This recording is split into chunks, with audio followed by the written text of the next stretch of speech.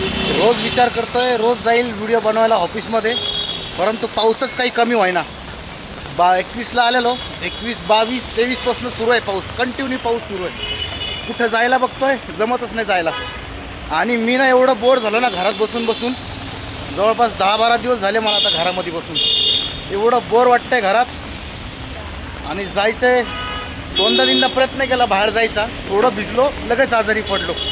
मला ना ती इम्युनिटीच राहिली नाही. म्हणजे नाही का, पहिलं एवढ्या पावसात काम करायचं काहीच होत नव्हतं, आणि आता कसं झालं, थोडं जरी पावसात भिजलो ना लगेच आजारी पडतोय मी.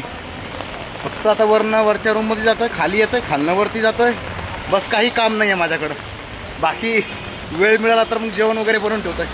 तुम्ही बघा किती मुंबईमध्ये पाऊस आहे. सकाळपासून संध्याकाळपर्यंत पाऊसच पाऊस आहे. एवढा पाऊस आहे, एवढा पाऊस आहे, भरपूर पाऊस आहे इकडं. तर आता जातोय, आता परत घरामध्ये जातोय.